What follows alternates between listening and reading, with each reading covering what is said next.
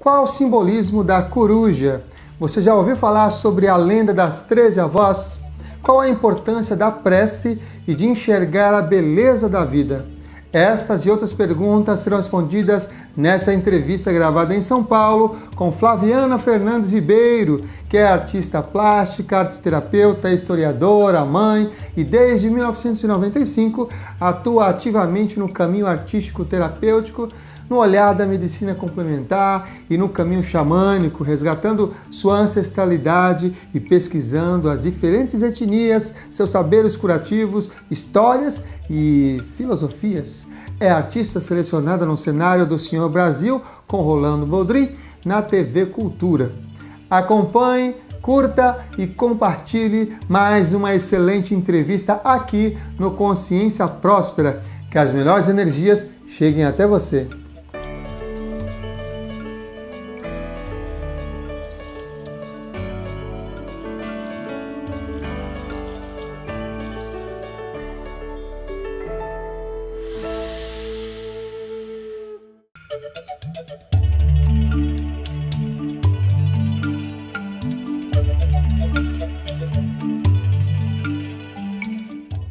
A coruja, ela é o potencial de poder ver no escuro, né?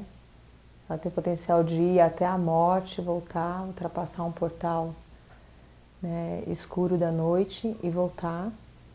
E ela é a sabedoria, né? Ela é essa possibilidade de você entrar numa imersão para você poder, durante uma noite inteira, né? Ela é super acordada e tem uma visão super aguçada que é noturna, exatamente para conseguir conceber algo durante um ciclo todo, né? E trazer como sabedoria, né? Nesse sentido de que a sabedoria é algo a ser saboreado, né?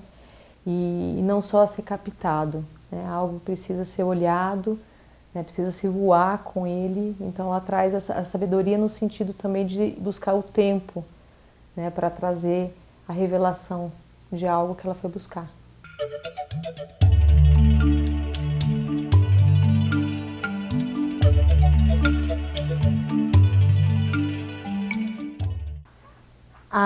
Na coruja tem uma história assim rápida, vamos ver. Tem uma história da própria coruja Suindara, né, que ela tem a capacidade de buscar os ratos, né, os bichos, as cobras, e levar para o alto para poder cuidar, né? Existem lendas brasileiras do rasga-mortalha, que são assim, tem detalhes que é importante a gente estar bem imerso para poder trazer, né? Mas eu acho que assim, a imagem dessa coruja mesmo que pode sair e exterminar sempre as cobras, né, os ratos, os perigos que estão soltos, né, na noite e diminuir os perigos, né? Tem algumas histórias assim que trazem bem essa imagem, né, do rato e da cobra como esses seres que poderiam ameaçar uma casa, né, um lugarejo, e que a presença dessas corujas chegam para poder, em silêncio, sem se perceber, limpar esse local para que o alimento, né, não fosse estragado nem pelos ratos e que não houvesse o perigo da cobra chegar tão próximo às casas devido aos alimentos, porque ela geralmente fica sempre no alto das igrejas ou no alto dos telhados, né, próximo essas moradias, né? Então ela consegue afastar esses animais que podem vir e trazer algum perigo, algum estrago daquilo que é mais abundante na casa.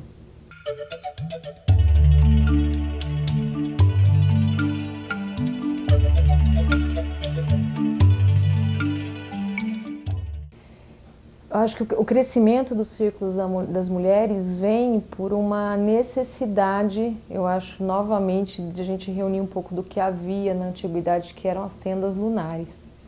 A gente vai pensar na história da humanidade, as mulheres no seu período menstrual podiam, né, elas eram isentas dos trabalhos diários para que elas pudessem estar imersas e trocar os seus saberes, tanto de cuidar, de criar, e os seus próprios medos.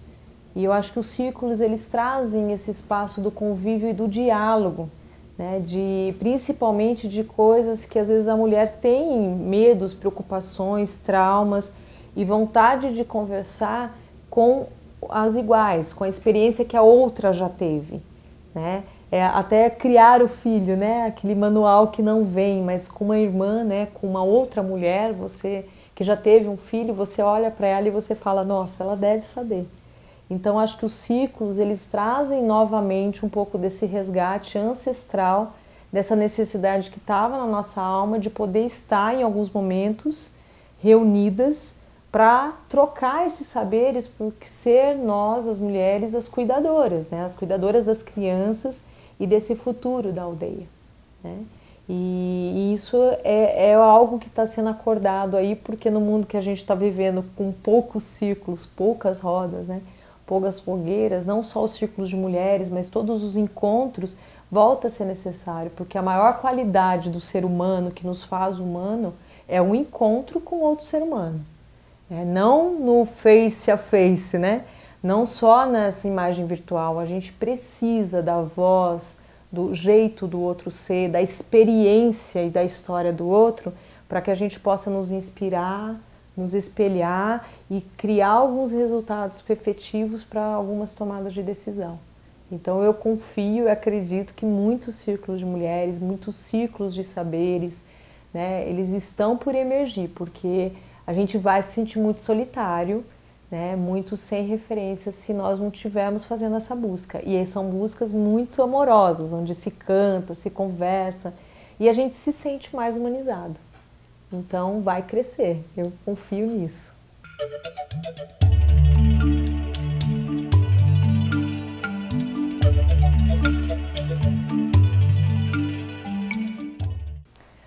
A lenda das 13 avós, né, é uma lenda nativa norte-americana e que vem permeando. Eu vejo essas 13 avós como avós anteriores aos elementos, anteriores aos arquétipos, que criam uma redoma, né, de 13 tons, né, como se formasse um grande chale de proteção da terra. Elas trazem assim no cerne essa sabedoria ancestral de manutenção e proteção da terra. E elas são as curadoras da verdade humana, né? Os nossos saberes que são mais intrínsecos e essenciais para a nossa sobrevivência verdadeira, né? A verdade daquilo que o nosso chale, o nosso coração, o nosso acolhimento como ser humano necessita para uma sobrevivência como nação e como mantenedores dessa terra, né? Que foi nos dada como morada. Elas trazem as verdades em várias vertentes da sabedoria. Então a gente vai ter a guardiã das memórias, a guardiã das plantas e dos saberes da cura, a guardiã da contadora de história. Então assim, quando você vê todas elas, dá a impressão assim, poxa, com todos esses saberes, algo de especial a gente pode cuidar, né? São avós professoras aí que nos dão alguns alinhamentos. E elas trazem a tradição antiga da Ilha da Tartaruga, né? A tartaruga como esse símbolo que é lento, essa sabedoria assim calma e que traz o casco, né? O casco como símbolo daquele que carrega a própria morada. Então eu acho que elas trazem nesse símbolo também que caminha com elas, que é a tartaruga, essa imagem da Mãe Terra, de como nós sabemos levar, né, carregar em nós todas essas sabedorias necessárias para a manutenção da gente caminhar com a nossa morada.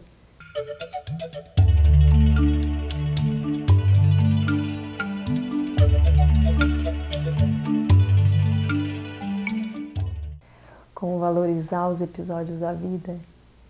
Talvez a gente imaginar que tudo faz parte, né, de uma história mesmo, que às vezes até as dificuldades vêm para que um herói apareça, para que um dom seja descoberto, para que um segredo seja revelado, né? Às vezes é na crise, né, nas histórias a gente vê muito isso, é na crise que os grandes heróis, o protagonista da sua história, ele consegue então buscar aliados, buscar ferramentas, buscar estratégias para ele continuar a história dele, né? Então eu acredito que assim, as dificuldades, elas vêm muitas vezes talvez para mudar o nosso ponto de vista, Às vezes nós caminhamos em pontos de vista de conforto, né? Daquilo que a gente já vê e que já é conhecido. Às vezes o conflito, a tempestade que vem, o furacão vem, às vezes isso pode dilacerar tudo, mas às vezes faz com que um grupo reaja e sinta-se solidário para se refazer, né? Se eu imaginei agora, a gente imaginar o Japão, né? Tudo que eles viveram e que nação é hoje, porque eles passaram por uma dor e por uma tragédia muito intensa, e isso fez deles pessoas também muito mais fortes. Aquilo que não nos mata, nos fortalece.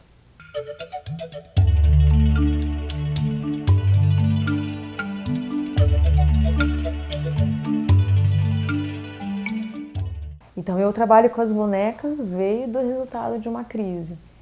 Eu tenho uma biografia que traz algumas dificuldades de saúde, das quais me deram grandes possibilidades de descobrirem caminhos espirituais, caminhos de aceitação, de superação, e me fez encontrar com pessoas maravilhosas, saberes maravilhosos, porque me ensinou muito a ter a fé já muito cedo.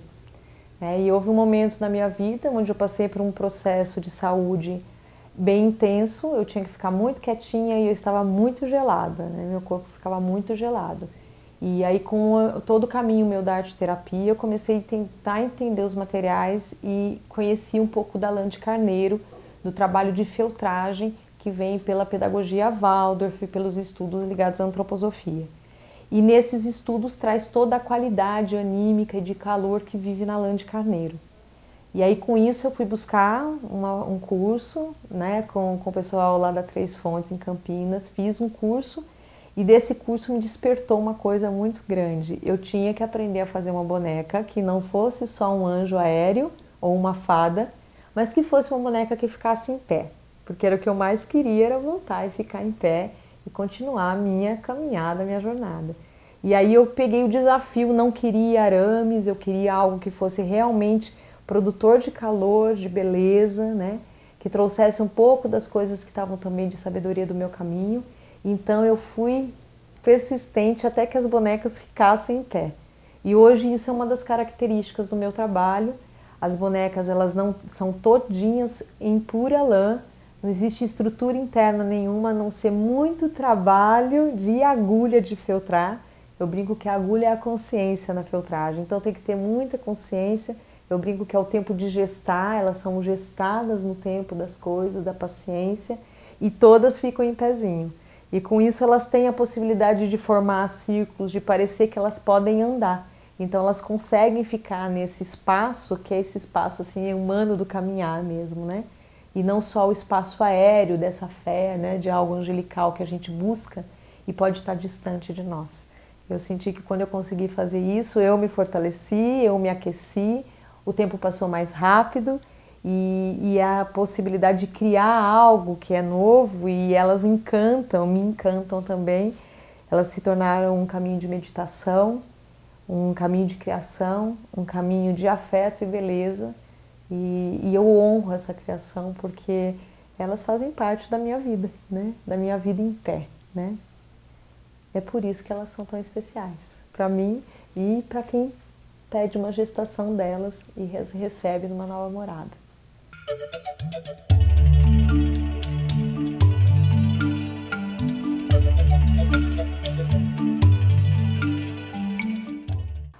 As encomendas das bonecas hoje criaram um grande universo, né? Eu conheço muitos lugares e muitas pessoas diferentes pelo caminho delas, né? Hoje eu tenho, assim, elas já estão em outras partes do mundo, tem bonecas em Portugal, em New Orleans, e foram para a Inglaterra, já tem bonecas indo para o Japão, para muitos lugares.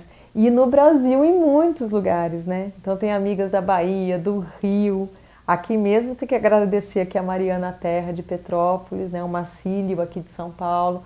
Essas bonecas que estão aqui, nem todas, mas elas não são minhas, elas são do mundo, né? E são círculos, são terapeutas que sabem que eu tenho um comprometimento terapêutico na criação. Então existem grupos de arte-terapia que encomendam, existem grupos de dança circular, por exemplo, a Estela Gomes com o trabalho 12 curadores que faz um trabalho todo com o centro de bonecas e elas vão caminhando junto com ela, né? Então existem muitas mulheres de círculos de mulheres que conduzem trabalhos ou com as anciãs ou com doulas. Então hoje elas estão em círculos sagrados, elas permeiam histórias, tem o pessoal do Círculo de Brigantia que conta a história de Brigitte, também tem uma Brigitte lá. Então as histórias chegam desses grupos e são criadas as bonecas. Nenhuma boneca ela está pronta para venda. Ela não existe boneca, eu vou escolher essa e compro. Toda boneca eu brinco que elas são gestadas. Então vem uma história, vem a história de um grupo ou de um círculo, como eles trabalham ou para que essas bonecas vão trabalhar ou se expressar.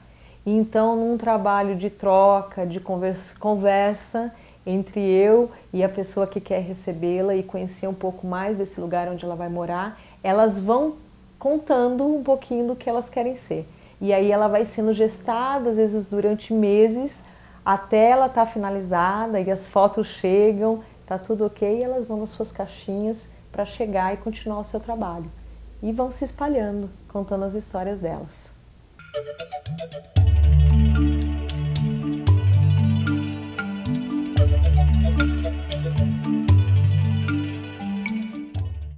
Para encomendar uma boneca, você tem que saber que você tem que fazer uma gestação, esperar, né, o neném nascer.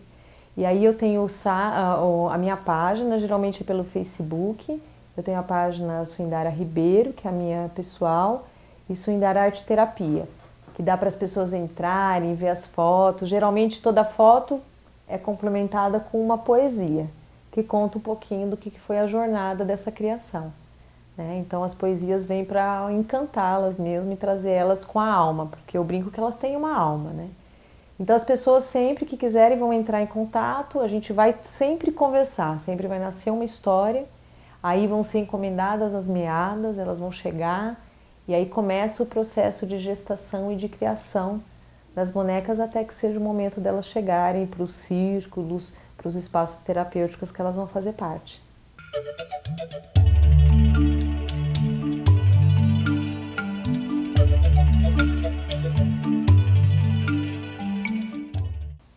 Uma mãe, né? Assim, quando eu crio e eu entrego, né? Às vezes até difícil entregar, né?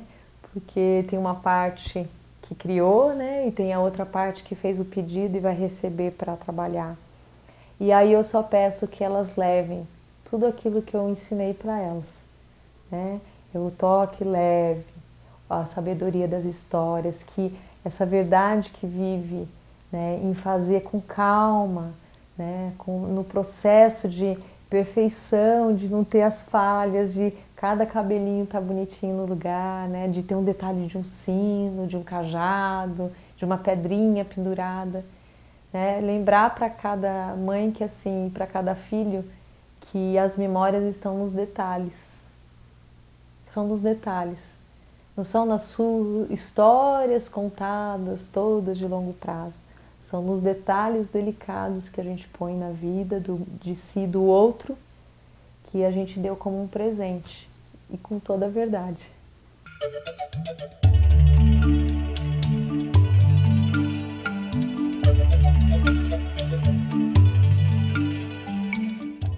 A prece, para mim, ela é um canal. Ela é um canal. No momento que pode estar tudo turbulento na alma, a gente, numa prece, a gente consegue levar o nosso campo mental e emocional para um lugar que já foi semeado sagradamente. Né? Toda prece, ela nasce de um rito, ou de uma canalização, ou de algo que estava vibrando de forma muito sagrada, muito cheia de fé.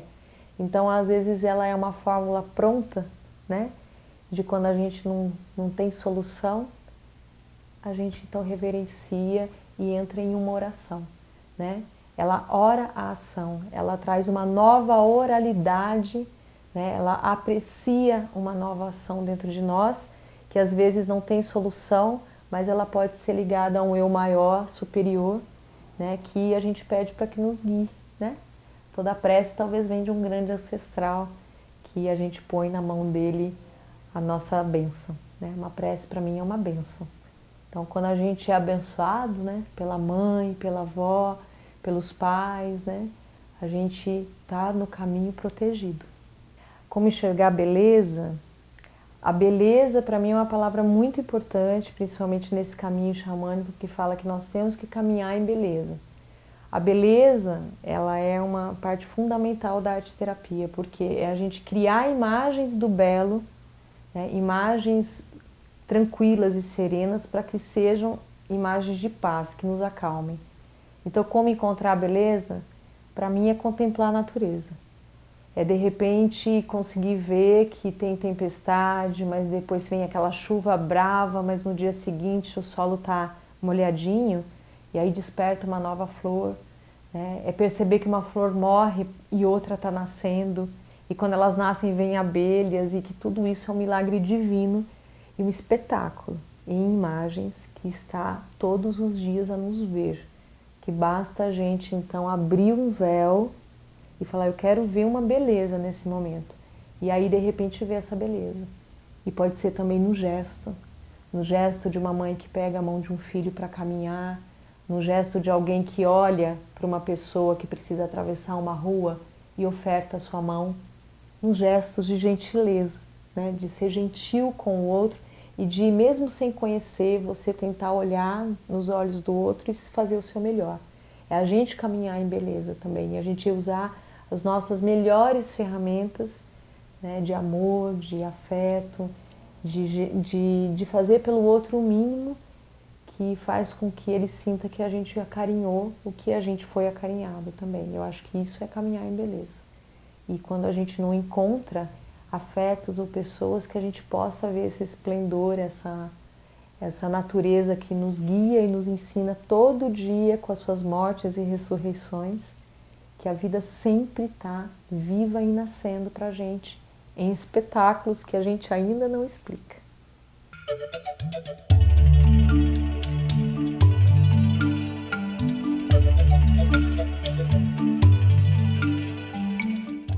A mensagem final eu só tenho é agradecer, né? Porque a gente precisa ter nessa vida a palavra gratidão, né?